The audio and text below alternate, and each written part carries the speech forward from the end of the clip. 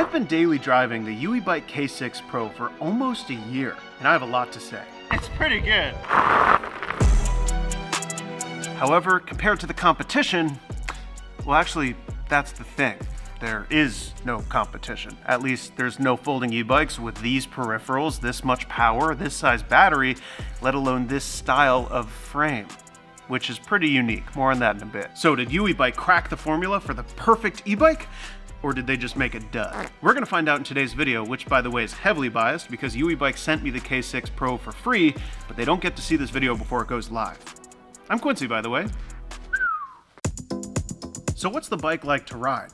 Well, overall, pretty good. The seating position is upright, but feels stable. The ride is smooth enough, and the power is better than any 750 watt e-bike because this one's got 1200 watts. The only minor nitpick I have is that the throttle is basically binary. So even when you only give it a little bit of input, you kind of like, burp. Speaking of power, for me at 225 pounds, it's very easy to get to the bike's official rated speed of 28 miles per hour on flat ground. And hills aren't exactly a challenge either, especially if you go down to first gear. And for range, well, given this bike's gargantuan 25 amp hour battery, even if you're just using the throttle only and going full hambone all the time, max throttle, you'll probably get at least 20 or 30 miles of range. And if you're babying the battery, like pedaling all the time, I wouldn't be surprised if you were able to get around 40 or even 50 miles. Though I should mention that while the battery has Samsung cells, it doesn't have any UL certification. So if that's important to you, be advised. The peripherals on the K6 Pro are overall pretty good, but I do have some gripes that might actually be a deal breaker for you. Number one, the rear brake light, or I should say hazard light, because it's not actually connected to the battery of the bike. You've got these two stupid little watch batteries that you're never going to remember to turn on, and if you do, you'll probably accidentally leave them on and drain the battery. And the really frustrating thing about the rear brake light is that they clearly have space on the rack to put that brake light, but they just didn't. The other peripheral gripe that I have is that while the display is easy to read and very functional, changing the settings is... Let me show you something. These are the pages for changing the settings and controls for everything in the display. And not only is the layout kind of unintuitive, a lot of settings are like buried in separate menus. And since you only have like the plus and minus and information button on the controller, you have to like do all these weird combinations of holding different buttons for different amount of times and everything just to read a clunky display to change things called controller overcurrent cut setting in parentheses optional. I mean, I don't know what that is. I saw some other reviewers complained about the suspension of the K6 Pro, in particular the rear shock. While I agree that it's not the highest quality thing in the world, if you're coming from just like a gravel bike with no suspension at all, this is gonna feel like you're riding on a cloud. Something I really like about the K6 Pro is that it ships with really high quality Kenda off-road tires. Now this style of tire might not be your favorite because you only do like urban stuff, but they're pretty smooth on the street, and should the occasion come that you ride on dirt or sand or gravel or whatever, they're gonna be great for the task. The brakes are hydraulic, which means they're easy to use and can stop the bike just fine. The headlight is wicked bright, and the display has a little USB plug-in so that if you want to charge your phone or GPS or whatever, you can. This bike has an 8-speed shifter, which is one gear more than most bikes do, which, you know, cool. The only thing that actually like legitimately bothers me about using this bike is the kickstand. And it's not that it's low quality, it's just that because of this style of frame and how it folds, it has to go really far back. Now, the party trick of the K6 Pro is the frame. The frame feels sturdy and durable, things you want in an e-bike, though only most of the time, and I'll touch on that in a second. Like I said, it comes with a rear rack, which is great for practicality, and because the frame is kind of a step-through style, it's still easy to get on and off with a box in the back. And a kind of unusual benefit to this frame is that because the construction is so thick, it's actually really challenging to use an angle grinder to cut the frame in half.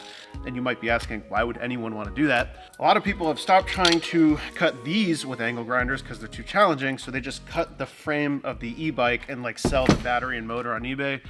It's pretty shitty, but hey, at least this one is not immune, but a little bit more resilient to that. Okay, now with the cons of the K6 Pro, which by the way are exclusive to this bike because the frame is so unique. If you were to look at this bike as a non-folding e-bike, that is, it's just a normal bike with a normal frame, it just looks interesting, it'd be a pretty damn good bike with no real drawbacks. But that's the issue. Because it doesn't have many drawbacks as a normal bike, the folding aspects of it are inhibited. To start, folding the e-bike on your own, as you can see, it's actually quite challenging. And on top of that, once you get the bike folded, lifting it up like into my hatchback or I don't know, on a bike rack is pretty difficult because the shape of the bike when it's folded is awkward, let alone being over 80 pounds. So if you're like in your 70s and you're looking for something that's really easy to load in the back of your Corolla, this just is not the bike for you. But my biggest gripe with this e-bike is not how it folds, it's the way it folds. And what I mean by that is the little screwy thing on the bottom that locks or unlocks the frame. If I'm being honest with you, it does not feel the most confidence inspiring because it's just a little friction thing. There's no latch or mechanism that actually locks the bike into place, which to me seems like a pretty serious design flaw. But in order to see if it was an actual issue, I completely unscrewed the lock for the frame and went on like a 2-mile bike ride. And because of how physics works and you're moving in a straight line, even under heavy braking, the bike never twisted. So it feels weird, but it should be fine, I think. Lastly, because of the style of this frame, it's not that the battery is difficult to remove, but it is awkward. It's one of those things where people are going to laugh at you when they see it. I mean, they're not going to be laughing when you blast past them on the bike lane, but yeah. But this might actually be an upside because, as I said, the non-folding aspects of this bike are pretty good. And because of that, this bike is a great experience for me. And let me break it down for you.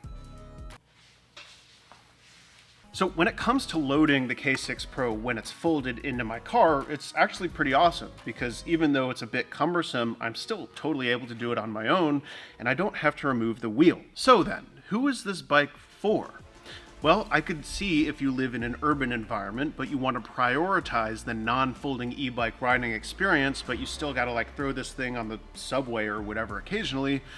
This is the perfect and kind of also only option for you, and I would recommend it for that use case. But let's say you want like a folding e-bike to throw in your trunk as like an emergency vehicle thing where it doesn't take up a lot of space and you're able to take it out easily, this just is not the bike for you. But for those who want to prioritize the riding experience, this is a great option. It's fast, it has great range, the build quality feels pretty good, and if your main complaint is that it's hard to fold, I agree, but it's also great to ride, unlike other options. And it turns a lot of heads. That's not exactly the case for my other e-bikes. But if you can look past the strange folding style and the other little nitpicks I have about this bike, for the price, it's a very good option, and I recommend it. Just make sure to be smart about the locking mechanism. And if you want to buy one of these, make sure to use code Quincy to save exactly this much off of your purchase. Anyways, that's going to do it for this video. If you liked it, please like, comment, subscribe, support the algorithm. I don't know. I have a Patreon if you want to do that. Here's my patrons. They're great. This is a really unstructured video.